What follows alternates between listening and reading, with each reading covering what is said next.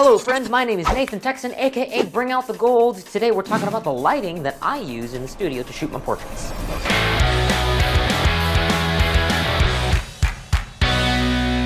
If you've been wielding the camera for any amount of time, you're probably already aware that in order to get good lighting, other than using the sun for free, it takes a lot of money to buy these expensive lights or light modifiers. But I'm here to show you that if you want to get decent portraits, and sometimes even really cool or, dare I say, impressive portraits,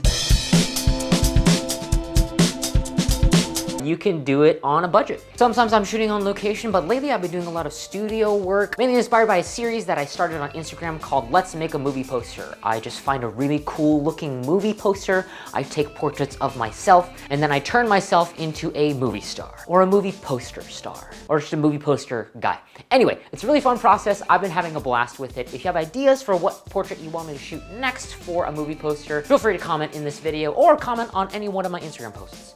Any one of them. Pick one, surprise me. Love surprises. One of the first lights that I use for my studio setup is this little light right here. It's a small panel. It comes with its own diffuser. You can slide in and out. There's an option on the back for AC power or battery. If you've done any shopping on Amazon, you're probably already familiar with the brand Neewer.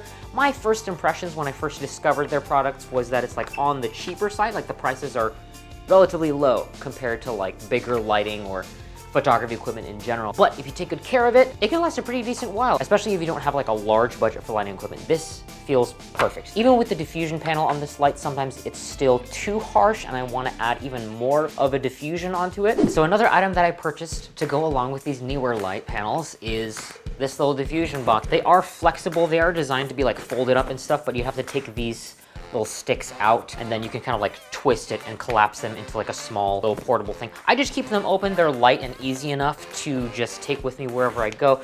To attach them, they come with these elastic Velcro straps. To attach this guy onto this Neewer light panel, I first make sure that I have my light panel attached horizontally as opposed to having this Y-frame vertical. I turn it sideways. It comes with the nice option to mount it at a 90-degree angle instead of upright. Then I have these guys in place and slip it over the back of this like so. And it does a pretty decent job like that. On the back, it also gives you temperature control. I can control how warm or cool it is. If I have it only on cool, it basically cuts my brightness in half because half of the rows of LEDs are white and the other half of the LEDs are yellow, and so I dim it completely and turn it all on yellow, and then this is with both of them. Pretty dang bright. Generally for headshots, I need something a little bit brighter than just what one of these panels can punch out, and so I'll oftentimes pair two of these panels together, and then if I need a little hair light, I'll put a third one above, like this green one I have above.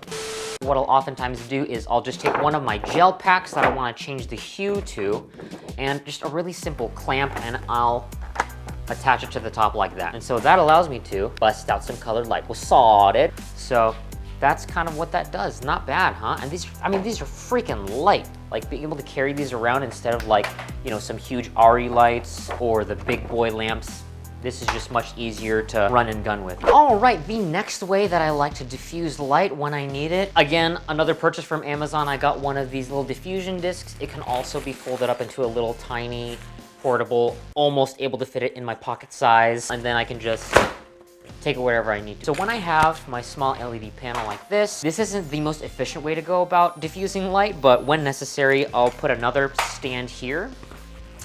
And then there are actually like little hooks, like little rings on the edge of this, and I'll just attach that onto the top of another light stand, let it hang like this, and then when I turn on the light panel, it diffuses the light just a little differently. And so when I have bright light in front of me, and so this is direct light, and this is it diffused a little bit. One of the things you'll look for in at least headshot photography, portraits in general, is what they call a catch light, a reflection in the eyes that is even enough, or depending on what your preference is, it could be just more interesting or busy, depending on what you're going for. But generally for headshots, you want like clean, perceivable catch light in the eyes that just looks really flattering, especially if someone has like darker eyes and you want to bring out a little bit more interest in the eyes. You can use a reflector or obviously diffusion like this to bring out the color of their eyes a little bit more. All right, and the final piece of lighting that I use sometimes in studio, actually more often on location, is this little guy right here. Now this has several options. It's like got magnets on the side so you can stick it on metal pieces. I can use it as a regular flashlight. I can also, this is just a natural diffusion right there on the face. Let me turn this light off really quick. And so if I'm wanting to light myself just with this little tiny light, obviously that's pretty dim, but the brightness goes up a little bit more. And that's pretty significant, I would think. Additionally, you can also have this more orange light. I think this is meant to be like a camping light. So I think this orange hue light is meant to like deter bugs, I think. And then you can also get a cop siren out of it if you want to make your set more dramatic or something. This I've also found to be really handy, especially when I'm on location and I don't really like the harsh lights of like street lamps, or if I need to balance out the look with neon signs or just like fill in shadows. This comes in handy, not that expensive, it literally fits in my pocket. Fun fact that I just remembered right now, you can unscrew the bottom part of it and there's a USB port right there for you to charge your phone. It doubles as a phone charger or device charger, a charger. Fun fact number 2, it's also waterproof. So I just want to give you some ideas on how I light my portraits. I hope that you were inspired to go out and shoot and not feel burdened by the limitations of not having the budget for really expensive lights, but you can just do really cool stuff with what you have. And that's how I started. That's how I accomplished a lot of the portraits that I do now. And it really has come down to a matter of just being resourceful. Even when you have the most expensive lighting, the most expensive equipment there is in the world, the skill of resourcefulness is invaluable, no matter how big or small a set you're on, even if you're just a one-man or woman show. If you made it this far, thanks so much for watching. If you want to see more, please subscribe. If you like this video, give it a thumbs up. It helps me out a lot. If you just can't get enough of me, you can also follow me on Instagram at BringOutTheGold. Thanks for watching. I'll see you in the next video.